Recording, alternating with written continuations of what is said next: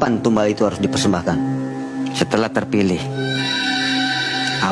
Awalnya itu pertama, dan itu tumbalnya nyata, seorang preman, dia membawa uang 150 juta yang waktu kita ceritakan dengan alasan untuk tim ses, untuk posko ini, dan uangnya dibagikan cuma 20 juta. Tempo 3 hari dia kecelakaan. Itu. Dan kecelakaannya juga nggak merepotkan orang lain atau nggak melibat. Halo teman-teman, selamat datang kembali di channel Analisis Sengit, channel yang membahas dan bereaksi berbagai berita serta konten yang sedang viral dari berbagai sudut pandang. Kali ini, kita akan membahas ramainya perbincangan soal dugaan pesugihan Gunung Kawi yang kembali menyeret nama Ruben Onsu. Setelah muncul berbagai klaim, cerita mistis, hingga peringatan dari sejumlah narasumber yang kini ramai diperbincangkan publik. Benarkah semua tudingan itu? Ataukah ini hanya rangkaian klaim yang belum tentu bisa dibuktikan? Yang menarik, belakangan kembali bermunculan potongan video, kesaksian, hingga komentar warganet yang membuat isu ini kembali viral dan memancing pro kontra. Tonton videonya hingga usai, karena saya akan memberikan komentar cukup panjang di bagian akhir video. Yuk, kita tonton. Kendaraan lain, dia masuk ke jurang. Karena jaraknya pegunungan kalau wilayah itu tuh. Tadi masuk ke jurang. Nah, itu meninggal seketika. Nah, dan kenapa Abah juga tahu? Beliau sendiri yang ngebel saya. Dan saya tetap pantau. Itu kronologi kejadian gimana? Begini, Bah, orang itu saya percayakan bahwa uang 150 juta untuk tim ses dan untuk posko-posko kemenangan. Ternyata di lapangan itu hasilnya nggak sampai segitu. Nah, jadi kalau kita jadi budak setan itu, jadi pas kita meninggal, kita arwahnya nggak ke Allah? Enggak mungkin. Ini tidak bicara literasi agama ya, tapi kita bicara boleh diminum loh saya. Bicara benernya ya. Di agama Islam dan Kristen tuh menyepakati satu hal, bahwa yang namanya menduakan Allah tuh dilarang dan nggak boleh sama sekali. Nah, orang yang terlibat dalam dunia satanik tuh bukan lagi menduakan, udah mentujukan bahkan. Gagal lagi gue ke Gunung Kawi. Ditolak sama jinnya. Terlalu berat badannya katanya. Suruh turun 20 kilo dulu. Gagal deh. Ya kan ngeri juga ya, namanya kita cuma karyawan gitu. Terus pas udah habis selesai makamin gitu kan, nggak sengaja saya sempet tuh ke kamar mandi, Bang. Numpang ke kamar mandi kan sama si bos. Numpang ke kamar mandi, dia kayak lagi di kamar, tapi tuh nggak mau ngumpul sama orang gitu loh, kayak mencurigakan, kayak mencurigakan. Sampai ada juga kayak gitu, Bang, kedengeran gitu, orang istrinya meninggal kok kayak nggak sedih gitu loh, kayak udah terbiasa jadinya gitu loh.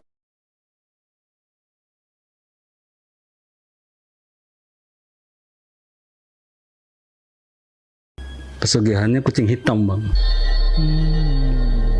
Syaratnya harus bawa kucing hitam 7 ekor. Oh, banyak juga ya. Iya. 7 ekor itu harus langsung, Bang, dibawa 7-7-nya.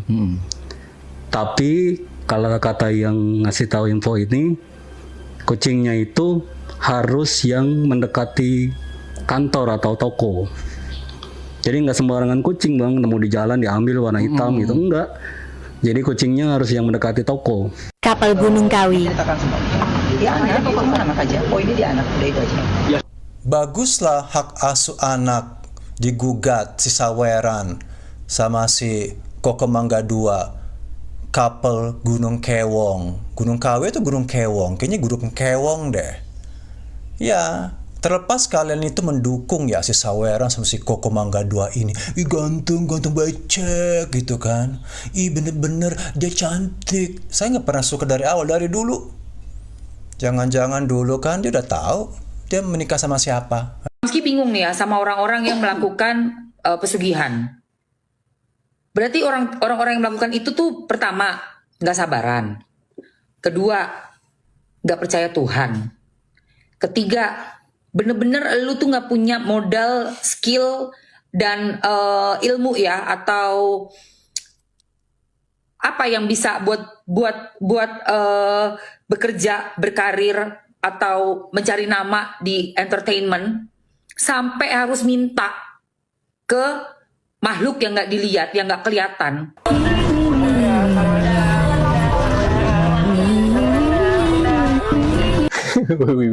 Ya mungkin dia lagi belajar nyanyi kali guys, kayak A I U E O, mungkin jadi wi. Kalau nggak salah Agnes bukan kayak gitu deh, kalau nggak salah ya. Waduh. Agnes mau ke Gunung Kawi. Yang menarik, siapakah yang mengajak wanita itu untuk melakukan pesugihan Gunung Kawi nih, Kiki? Ya. Artis yang pakai pesugihan Gunung Kawi sampai, waduh, ngeri banget, 16 orang katanya. Batu, ya, karakter, dan seorang laki-laki yang sedang menumpuk batu. Siapa yang mengajak wanita itu untuk melakukan pesugihan? Adik kandungnya sendiri. Oh, adik kandungnya itu lebih jahat. Hati, pikiran busuk itu semuanya. Oh, ngoten Ki. Iya. Ya. Anukan ide. Oh iya. Nah, nanti aja tumbalin dia. Buat apa? Tumbal selesai, orang nggak tahu ini kok nantinya. Nah, kan sakit dulu. Ya, udah gagal bentuk, gagal wajah, busuk hati, busuk pikiran. Nih, adiknya. 11-12 sih sebenarnya. Tapi yang berjalan adiknya. Kalian bisa lihat sendiri lah energi aura adiknya dari matanya. Kalau melihat orang tajam, ya seperti tidak suka. Serakahnya. Kalian lihat sendiri auranya dengan mata batin kalian, intuisi kalian, energinya nggak bagus banget. Energinya energi hitam, ya, yang mana serakahnya ada, hati dakjal, pikiran dakjal. Waduh. Apa nih? Dembitnya deketin Sarwe katanya mulu, apa mereka ada ikatan? Itu tulisannya kata Karuben nyamperin katanya gitu guys. Atau ini beneran apa set? Nggak ada ceritanya mobil baru. Enggak ada ceritanya mobil baru katanya gitu guys. Oh ini gila. Guys, itu alasannya, waduh. Wah, banyak kejadian-kejadian yang segala di depan toko bunga. Tuh udah. Tapi kan kita menanggapinya pada saat itu, siapa ini bidadari cantik-cantik mandi bunga di sini? Jadi dia itu kan salah satu menyingkapi kita terhadap orang yang bekerja sebenarnya. Jadi ya emang tujuannya dia mau dihancurkan kan. Tanggapan pelanggan ada nggak Mas sama tempat? 1-2 pelanggan tanggapan apa tuh? Maksudnya biasanya ya, kok tutup terus restorannya? Itu ada yang ngomong kayak gitu nggak? Atau pengaruhnya terasa? Iya, ada. Jadi datangnya kayak kelewat terus ini gitu. Ya kadang-kadang aku itu kan kalau usahaku yang kemarin itu kan ada yang waduh. Putih Bu. Oh ya udah. Nah terus ada satu lagi mukanya mirip-mirip lah kayak ibu gitu ya. Ya mungkin adanya waktu itu kan saya belum kenal ya Bang. Nah, nanya, oh kamu yang baru kerja katanya. Iya Bu, saya manggilnya Bu juga ya, orang majikan saya pikir gitu. Terus katanya, kamu di sini kerja yang benar katanya. Udah langsung gitu Bang, jutek banget gitu ke saya tuh adiknya nih. Waduh, kepo banget sama isi hording itu apa. Begitu gue buka, dan gue nggak tahu dalamnya apa awalnya. Pak Narko sendiri nggak mau jelasin kan. Pas gue buka hording, jujur sih gue kayak takut banget itu gue.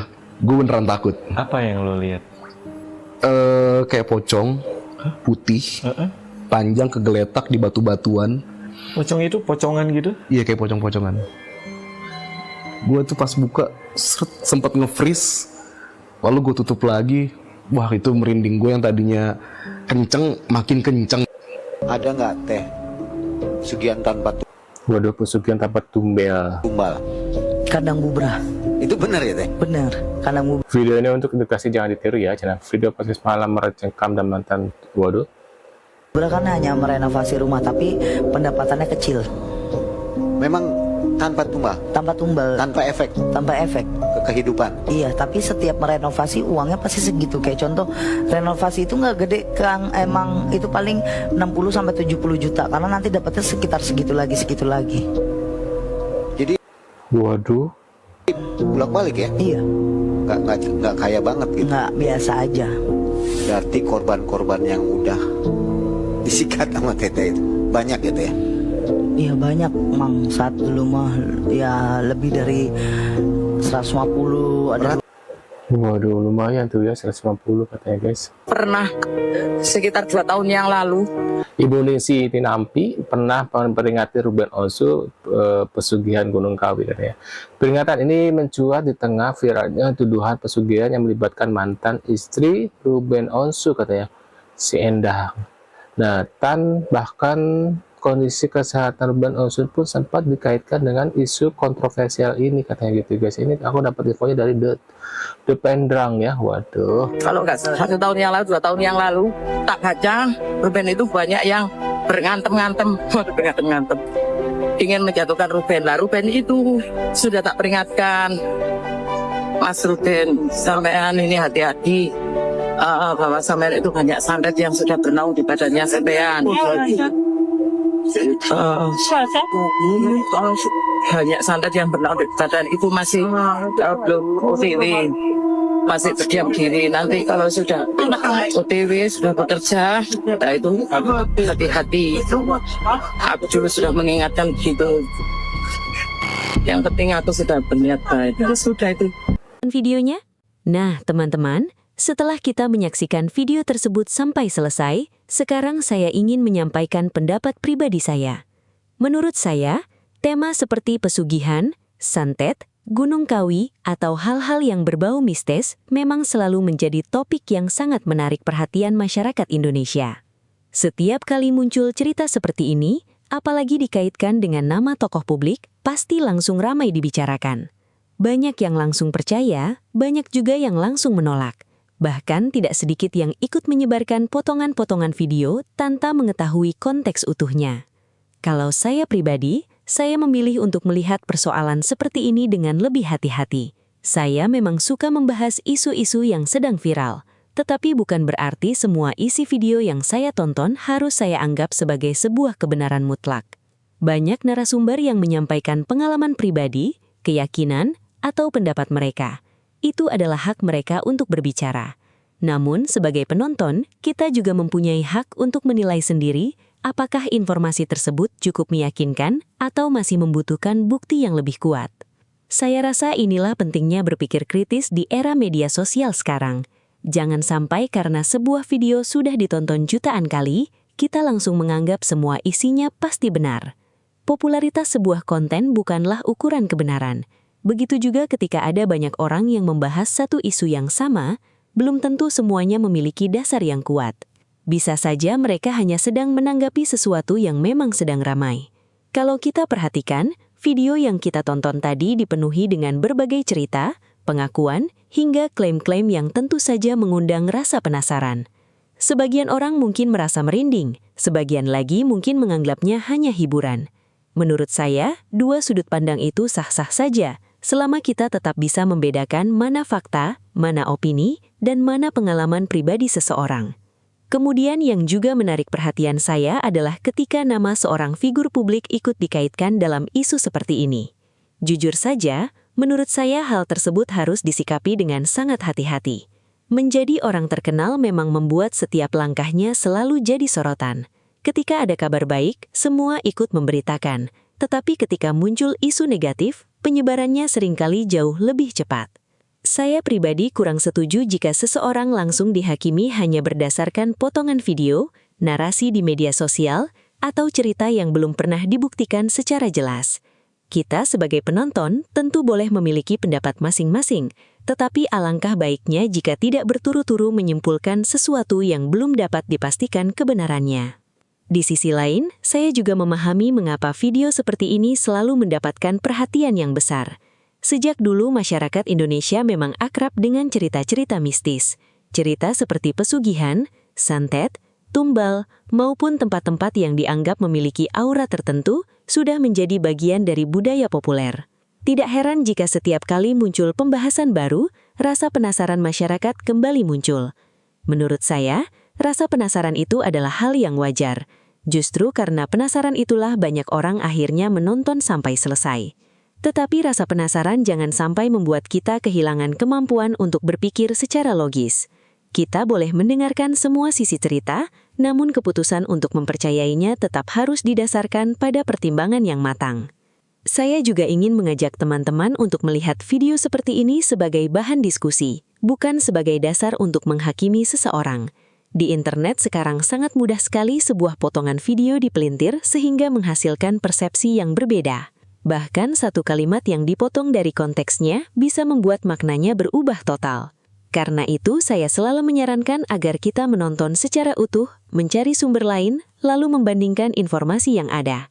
Jangan hanya mengandalkan satu video atau satu narasumber saja. Dengan begitu, kita bisa memiliki sudut pandang yang lebih luas dan tidak mudah terpengaruh oleh informasi yang belum tentu benar. Kalau ditanya, apakah saya percaya dengan hal-hal mistis? Tentu setiap orang mempunyai keyakinan masing-masing. Saya menghormati setiap orang yang memiliki pandangan berbeda.